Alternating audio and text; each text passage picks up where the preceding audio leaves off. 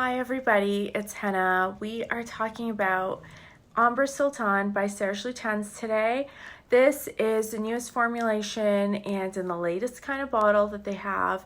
This perfume was launched in 1993 and the perfumers behind it are Christopher Sheldrake with Serge Lutens. As you can expect from the title, it has a very classic ambery profile. So the dry down is a mix of labdanum, vanilla, and patchouli. It's really dry, it's resinous, it's very warm. So for me, I really like wearing it in colder weather, but you could definitely wear it whenever you feel like wearing this type of perfume. Now, Ambre Sultan has the opening of coriander, marjoram, oregano, and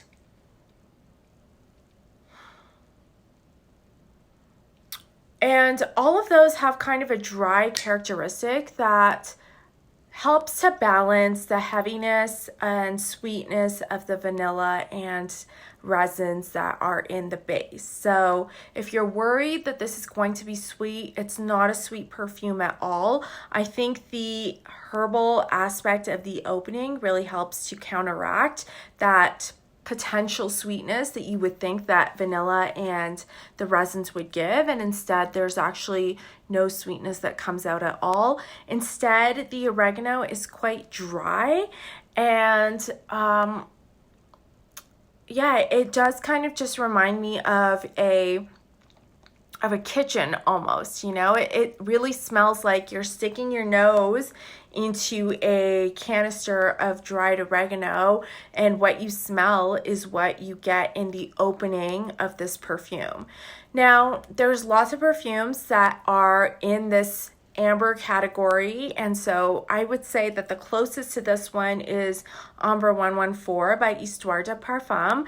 Now this one came afterwards and this came earlier, and I would say Histoires de Parfum replaces that oregano with the thyme, and to me that seems a little bit more foody because the thyme doesn't read as dry as the oregano.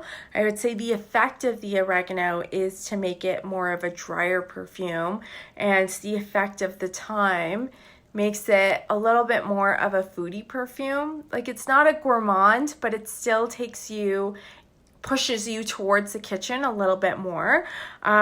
Histoires de Parfum also seems to have more of the synthetic aroma chemicals, to my nose at least, and I don't necessarily think that that's a bad thing. Normally I would, but in this case I don't think it is, because it really bolsters the sillage and the lasting power of the perfume. But I would say if you didn't like Ambre 114 because of the thyme, and lots of people don't, try the Ambre Sultan, because I think the oregano has a different effect, and it's not just oregano that you smell.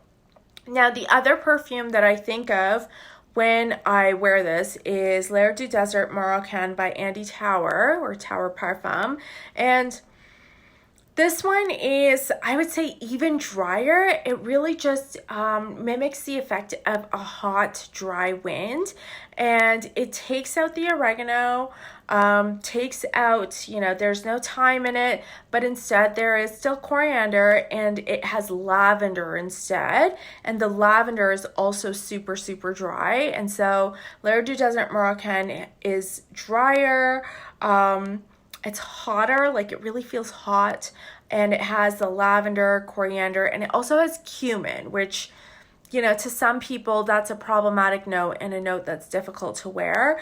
I also think that L'air du Desert Marocain is more of an intense perfume, and for me it was a little bit more difficult to wear, whereas I don't have a hard time wearing Ambre Sultan or wearing Histoires de Parfum Ambre 114. I don't have a hard time with these. There's great lasting power here, so one spray can really take you the whole entire day. Decent amount of sillage where people an arm's length away can still smell what you're wearing, so that's great. But other than that, the dry down is really closer to the body and more of that patchouli, labdanum, and vanilla kind of amber base that's thought of as being classic now. I mentioned that this came out in 1993, which probably seems like a really long time ago to some people, but I also have Ambre Extreme by L'Artisan Parfumeur, and this came out in 1978, and I feel like this is the original amber perfume. And this is Jean-Claude Ellena, and gets rid of the oregano, gets rid of the coriander and the thyme, and instead it replaces it with cardamom as a top note. And so this is actually my favorite amber perfume, I would say, because I'm a huge fan of cardamom, and cardamom is another dry herbal spice, but it's a little bit more cooling because it has that camphorous quality to it. And so I would say that I prefer Ambre Extreme.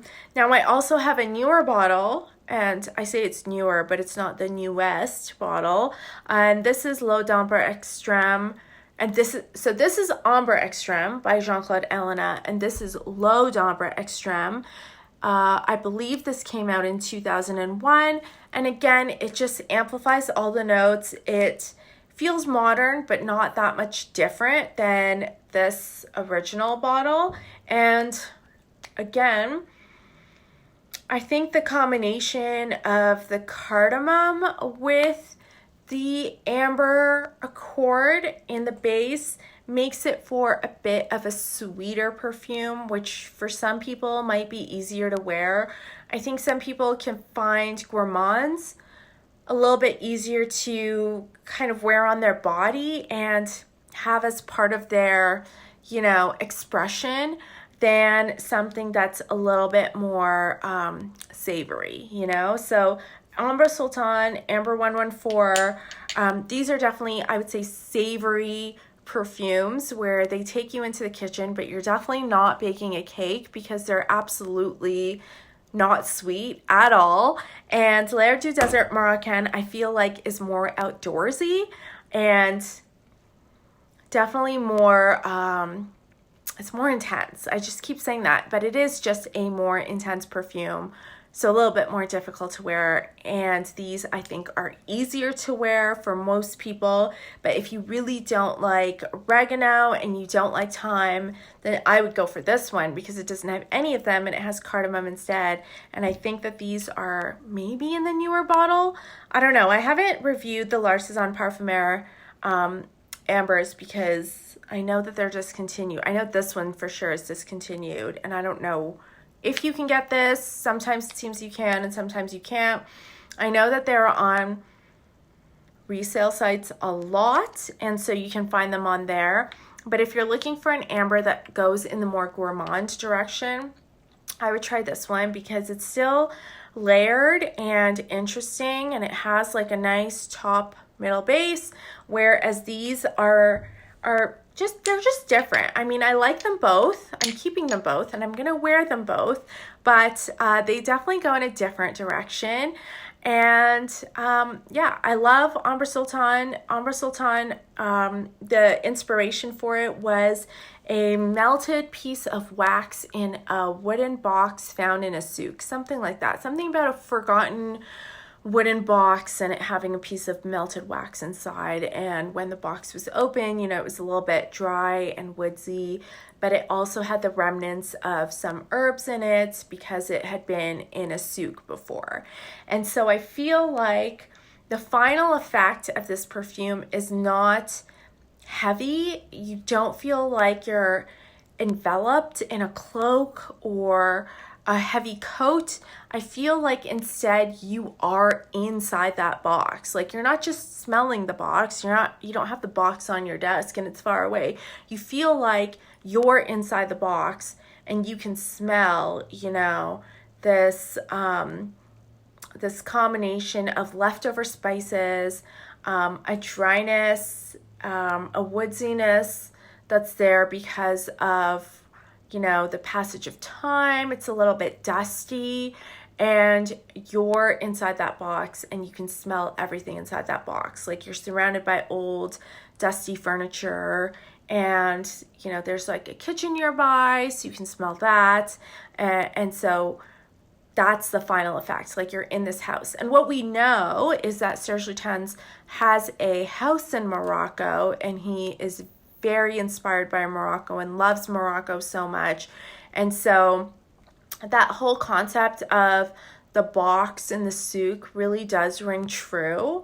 And I think that this fragrance does a good job of evoking that environment and that feeling of what it would be like to be inside that box. At least for me, that's what I think about when I wear this, and I just feel like I'm, you know, someplace more exotic than cold, wintry Calgary surrounded by snow. So I love wearing this for that reason, because it does take me to that place. I really don't find this to be heavy. I don't find it to be overbearing. Something like Chanel Coromandel, which is another one of my favorite ambers, that one to me really seems heavy and warm and like a cozy little jacket.